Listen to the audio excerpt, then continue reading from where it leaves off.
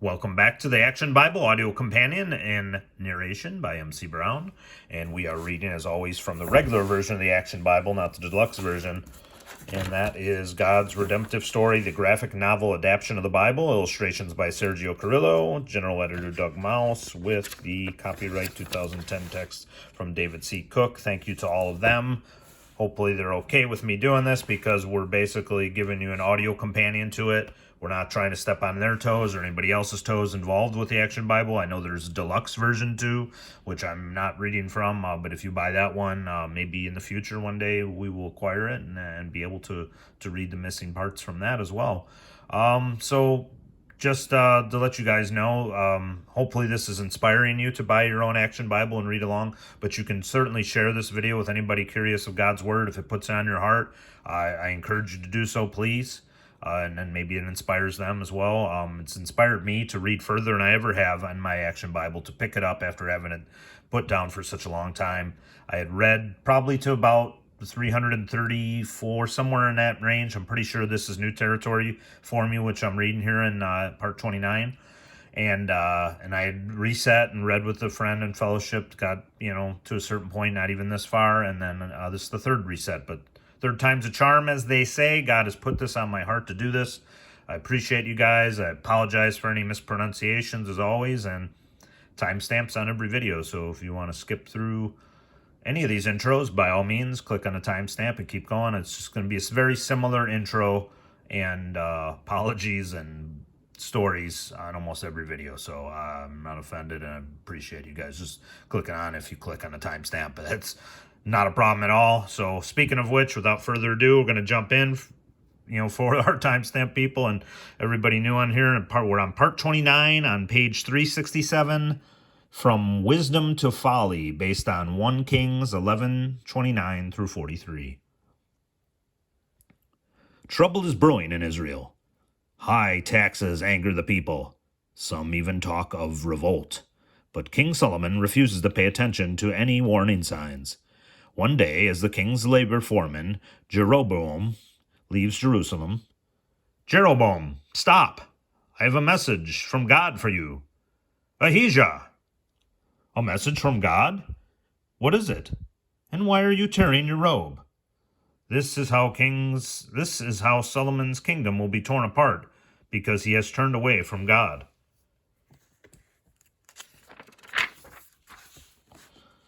Ahijah tears the robe into 12 strips. "Here, take these 10 pieces. They represent the 10 tribes of they represent the 10 tribes of Israel that you'll rule over when Solomon dies. The other 2 tribes will be given to Solomon's son, so that God's promise to David will still be fulfilled." Solomon flies into a rage when he hears about Ahijah's prophecy. "I made Jeroboam a leader, and now he is using his position to turn people against me. Find him and kill him." But friends warn Jeroboam, and he escapes into Egypt. "I'll stay here until Solomon dies. Then we'll see if Ahijah spoke the truth about my ruling the northern tribes of Israel. Reports of your people's complaints have been reaching us for some time."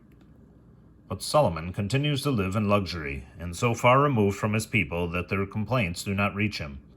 He even ignores Ahijah's prophecy and God's warning that the kingdom will be divided because he worships false gods. At last, Solomon even joins his foreign wives in their worship of heathen idols. "Please pray to my God with me, Solomon. It would please me so much." "It can't hurt anything. I still pray every day to the God of Israel." Where the king goes, the people follow. Many of the Israelites start worshiping idols. No country that turns away from God can remain strong and free. Israel is doomed. Eventually, Solomon dies. With God's help, he had built Israel into a strong nation, but in his greed for more wealth and power, he turned away from God, and David's once mighty kingdom will now crumble.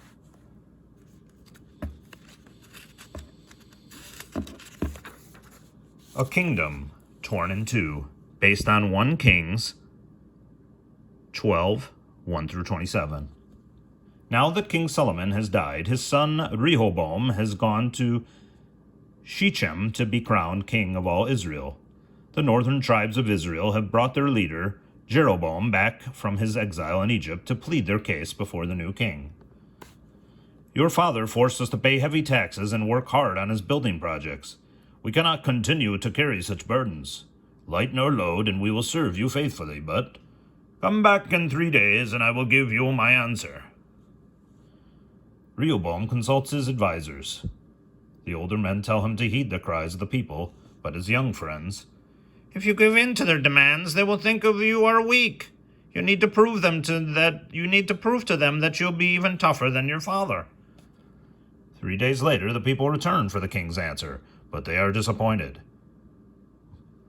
My father made your yoke heavy. I'll make it heavier. My father whipped you. I'll whip you with scorpions. Then we do not need you to rule us. Just because King David was your grandfather doesn't make you our king. When we're done with you, you'll be lucky to rule over your own house.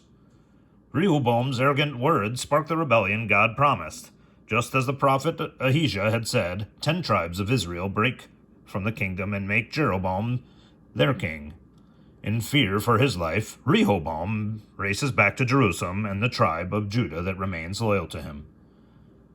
In Jerusalem, Rehoboam calls up his armies to fight against the northern tribes that have revolted. The men are ready for your orders, sire. Good, I'll speak to them right away. Wait. This is a message from God to the king of Judah and all of his people. Why didn't he refer to me as the king of Israel? It is God's will that the country divided at this time. Your men of Judah should now not fight your brothers of Israel. All of you go back to your own homes. Who is this man trying to give us orders? He's Shemiah, a prophet of God. I, for one, will not disobey orders from God. The army breaks up and goes home. The 12 tribes, which had been united under the kingships of Saul, David, and Solomon, are now split between the northern tribes of Israel and the southern tribe of Judah. As a final embarrassment to Rehoboam, the Egyptian pharaoh Shishak, Jeroboam's ally, raids Solomon's beautiful temple and steals all the fine gold and riches. In shame, Rehoboam replaces the fixtures with bronze. A bad start for Israel, based on 1 Kings 12:25 through 14:20. Jeroboam has been made king over the northern tribes known as Israel, and King Rehoboam rules the southern kingdom of Judah. Unfortunately for Jeroboam, the holy temple of his people is not in Israel, it's in Judah. King Jeroboam, do you know that all the people still go to Jerusalem to worship in the temple? I know. Still, as long as they still go to Judah to worship, they will still have some allegiance to the other kingdom. I don't want any subjects to have split loyalties. They only go to Jerusalem because there is no temple here. Well, that gives me an idea. To keep the people from worshiping in Judah, Jeroboam makes 2 golden calves. When our people escaped from Egypt years ago, they worshipped this god. Worship it now, and you won't have to make the long, hard trip to Jerusalem.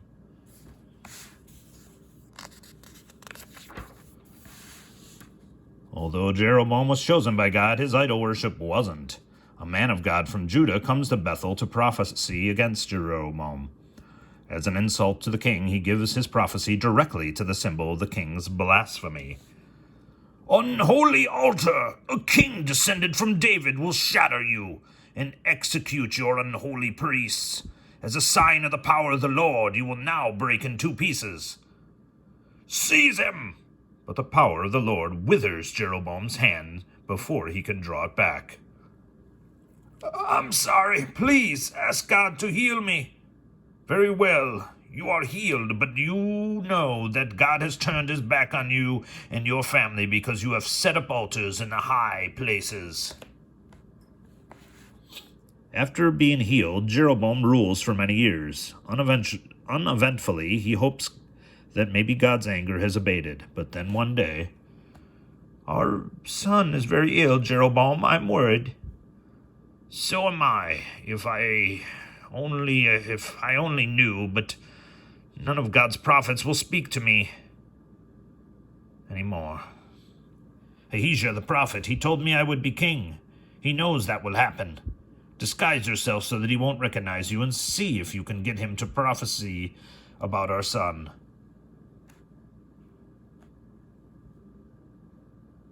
Immediately, the queen disguises herself and sets out for Ahijah's house, but she steps through the door. "I'm blind, but God has told me who you are and why you've come. God gave his favor to your husband and made him king.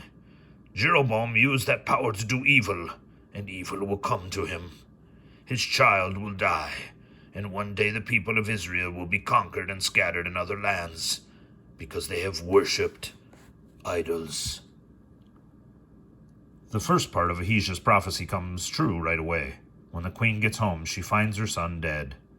But Jeroboam is not wise enough to heed this warning. He continues to lead his people in idol worship, and Israel never returns to a pure worship of the Lord. As a result, the kings of Israel are plagued by war, bloodshed, and assassination. For 40 years, each king is more evil than the one before him. Then King Ahab comes to the throne, and he is even worse.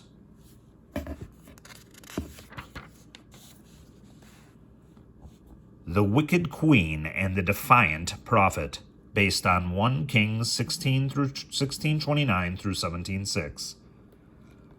About 60 years after Israel split into 2 kingdoms, Ahab comes to the throne. Eventually, Ahab proves himself to be the most evil in a long line of bad kings. But his first and most wicked act begins when he marries Jezebel, a foreign princess who worships a foreign god. "If I am to be queen of all Israel, then all of Israel must worship my god, Baal. Please, my dear, build a temple for Baal." "Anything you ask, my queen." "Oh, good, because I've already invited several hundred priests from my home country to settle here." "More sacrifices to Baal, Jezebel's god of rain? She doesn't respect the one true God, that wicked queen. Watch your tongue, or you'll lose it. Queen Jezebel won't stand for talk like that." "Nor will she stand for any competition with her God. Many of my people have turned to your god, Baal." "My God? He's also your god, Ahab, and everybody's god. Only Baal will be worshipped where I am queen." "That won't be easy. There are still people in Israel who worship Israel's God." "They won't worship Israel's God any longer. Shut down the temples, kill anyone who won't bow to Baal." Even as she gives her orders, a stranger in travel-worn clothes appears before the throne. "Who are you, and how did you get past the guards?" "I am Elijah, and the Lord is my God. You think Baal controls the rain and the crops? I will show you who is in charge. There will be no rain in this land, not even a morning dew until I say so." "Gods, kill this man!" But Elijah disappears before anyone can lay hands on him. Outside the palace, the word of the Lord comes to Elijah. "It is time to hide." Following the Lord's instructions, Elijah goes to a tiny creek east of the Jordan River. There, ravens bring him bread and meat in the morning and evening. "The Lord has a sense of humor. He could have used any kind of miracle to feed me, yet he's using unclean birds to bring me food. I will wait here until God tells me my next step. I must say I'd rather pass the time with unclean animals than with Baal-worshipping people." Meanwhile, Jezebel is furious. "Obadiah, since you are a chief steward, I order you to hunt down anyone who still worships Yahweh and kill them, especially the prophets, and especially this Elijah." But Obadiah himself is still faithful to the Lord. Instead of killing the Lord's prophets, he secretly hides them in caves. As the months go by with no rain, Israel's once green land slowly but steadily becomes a desert. The streams dry up and the crops die. A famine overcomes the land. "This is all Elijah's fault." And we'll make this a stopping point for this one in part 29. as we just finished up page 379. When we resume, we will be on 380 for part 30. Want to thank you all. Love you guys for tuning in here as always. Just appreciate you guys and hope that if you find it in your heart to share this video, please like it as well. Subscribe. Hit the notification bell for new ones. Trying to pump them out as often as I can, with only sometimes a day or so in between when I record, hopefully either 2 or 3 at a time. So appreciate it. As always, may God bless you and keep you guys safe, and we'll see you in the next video.